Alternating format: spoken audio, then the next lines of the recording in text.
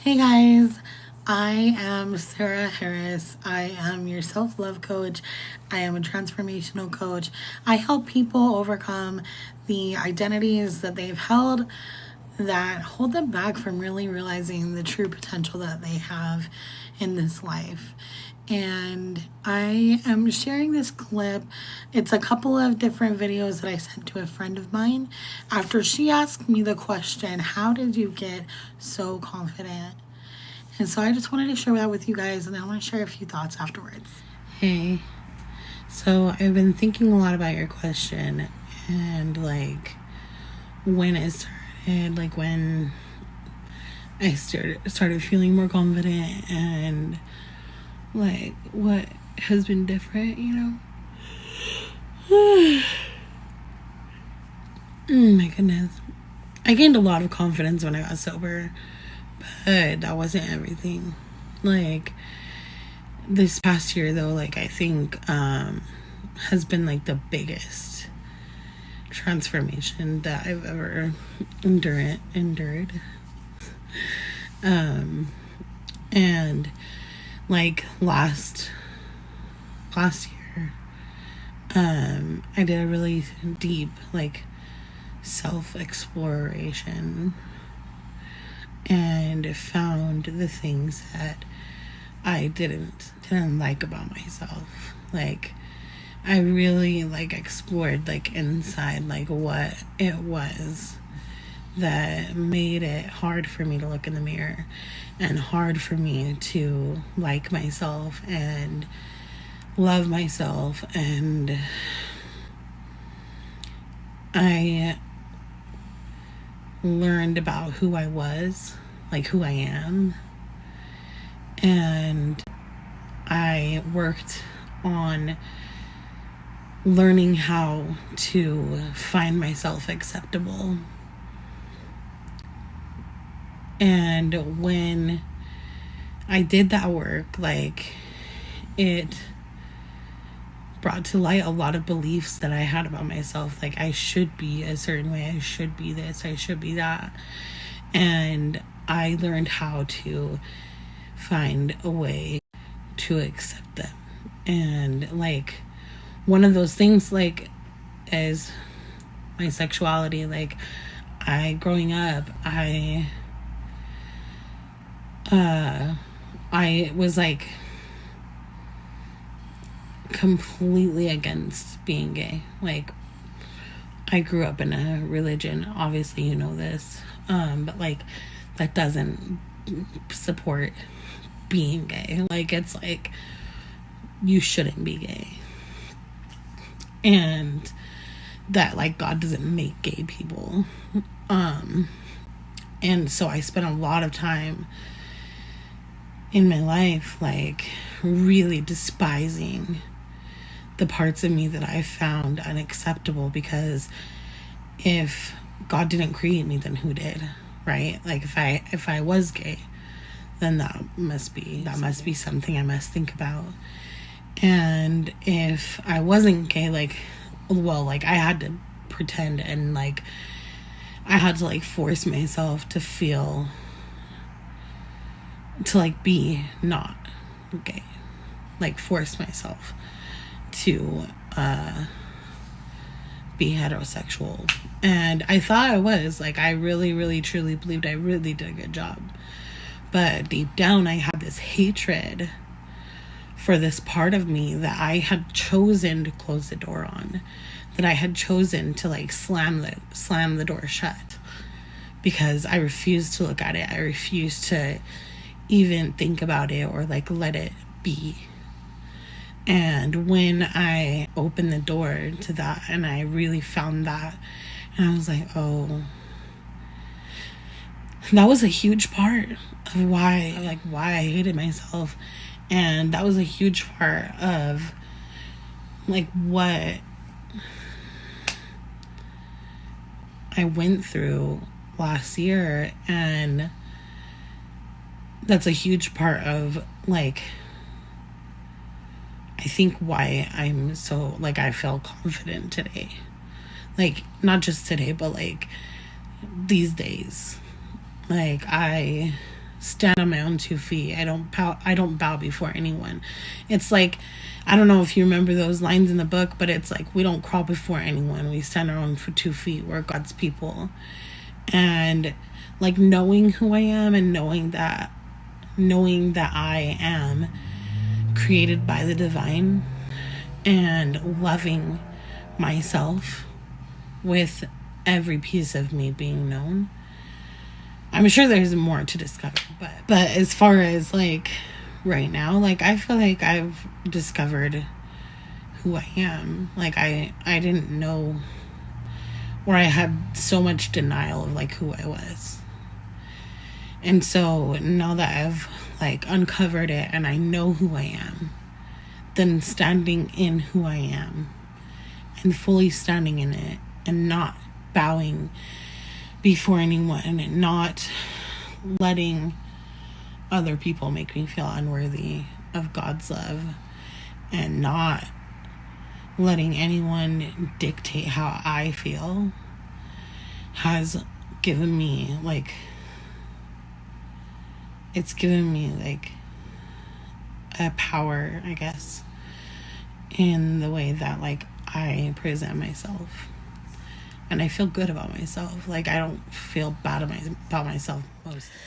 Also, like, I found out that confidence has a lot less to do with what we look like, and a lot more to deal with how we feel about ourselves.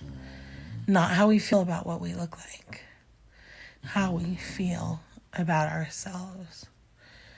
Because how we feel about ourselves ultimately determines what we acknowledge, what we pay attention to, how we talk to ourselves. And last year, like, shortly after coming out last year, I began to monitor my thoughts. I began to monitor like what I was thinking to myself whenever I passed by a mirror. So, like, those unconscious thoughts, you know, like, ugh. Or the unconscious, like, oh, God, you're so fat. Or, like, why haven't you been working out? Like, when are you going to work out? I really need to lose weight. Like, unconsciously making these thoughts. Or even things like, oh, my God, look at your chin. Like, people actually look at you. Is that really what I look like? Is that me? Wow, I didn't really know what I looked like. And like, I recognized those thoughts, right? Like, I started paying attention to what I was saying to myself in the mirror. And I started recognizing that I was saying things that I would never say to another person. I would never in a million years say to another person. And so I started saying, in response to my unconscious mind saying that, I started talking to my unconscious mind back. So I started, like, when that would come through, like the thought would come through, I would pass by the mirror and be like, oh God, Sarah. Then I'd be like, you can always work on your body. Like, you can always work on being healthier. It's about healthy choices, and I care about you. So, yeah, you look like that. It doesn't change what's inside. You are amazing. Like, your body is so strong. And you are a beautiful person. Like, I would change it to whatever I would tell my friend. Like, I would think about, like, what would I say to my friend, right? What would I say to someone I really, really love if they were saying these things to me? And I ultimately was like, well, like, I would respond in a loving way to make them know that they are worthy and they are loved and they are beautiful, and that stuff can be changed, and it's not the most important thing in the world. Like, I would respond that way. And And then I started taking my mentor's advice for that, and spent 10 minutes, like not every single day, but like spent 10 minutes, like a few times a week in front of the mirror, standing there naked and telling myself everything that I love about myself. Like pointing out parts of my body where I'm like, I love that curve there. Or it's so soft. Like you're so soft right here. Or you're, like, I love the curve of your neck when it goes this way. And I would tell myself that, like, or I'd tell myself, like, things like, I love how you stand up for what is right. I love how you are so passionate about the people in your life that you love. I love that you are so passionate about social issues. I love your passion for anthropology. I love how you are just so willing to do whatever you need to do to make sure that you're okay. And like just doing, just saying anything and anything and everything. Nothing is wrong. None of those are wrong, saying anything that I love about myself. And like, I followed my mentor's advice to do that. And it literally changed the way that I saw myself. And, and honestly, like, this is getting to be a really, really, really long snap. So I'm going to cut it a little bit short right now. But sorry, it's like so long. But, like, honestly, that practice has changed my life.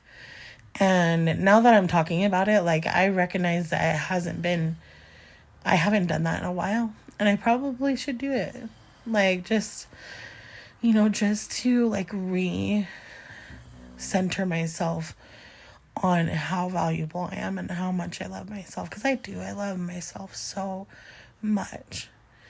And not to be, like, a selfish or self-centered, like, person, like, oh, I love myself so much. Oh my God, I'm so bad. I'm so amazing. Oh my God. Like, I'm not trying to be like that. Like, loving myself, truly loving myself, means that I stand up for myself. I treat myself well, and I treat others well, because I believe that we are all God's children. Like, I treat others the way that I would want to be treated. And ultimately, like, we treat others the way that we perceive ourselves. And we allow others to treat us the way that we perceive ourselves. So we ultimately are creating our own reality in real time. And anyway, like, this has gotten so long. And this is like getting philosophical and shit. So as I listen to Sarah's words, like this 1 year younger version of me, I recognize the patterns of thinking that weren't exactly true. Like, the idea that I knew every part of myself. And I know, as I've gone through the training to become a coach, I've learned that there are deeper pieces to discover, always.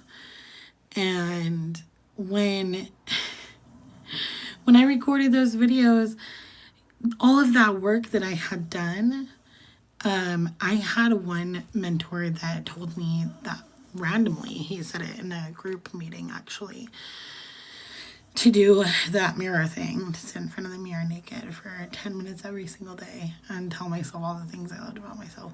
And he didn't say that directly to me, he said it to a group of people, and I took it personally and as a personal challenge. And I taught myself the tools to understand myself without anyone's help. And I recognize now that if I had had a coach working with me during that time, I would have gotten through it a lot quicker and without as much heartache, like without so much trial and error and like pain and suffering. And that is really the reason why I want to work as a coach and why I'm working as a coach, like, is to help people get through that piece of the puzzle of figuring out life and becoming the best version of ourselves without having to do it all alone. Because doing it alone, looking back, doing it alone was very painful. It was a really dark and lonely portion of my life, and I really struggled through a lot of it. And if I'm being totally honest, I almost didn't make it through it. And so I'm so grateful to have had that experience and have learned those tools for myself. And I'm so excited to bring these tools to my community, to my tribe, and so excited for you all to learn how to love yourselves at a much deeper level. Now, a year later, that video was made in May of 2021. So now, a year later, I am like, I've grown like to 10 times like the depth as I had in that video. Like, it is just amazing to me. And I've had a coach's help for a lot of the time.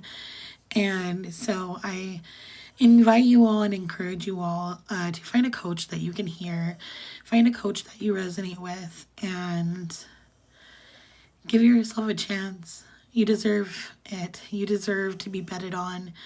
You are worthy and valuable and amazing, and every piece of you is worthy of looking at and accepting and being. So with that, I hope you all have a wonderful day. I hope that brings some sort of value to you and that you take something away from it.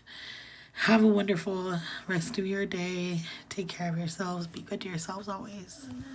Bye. Until next time.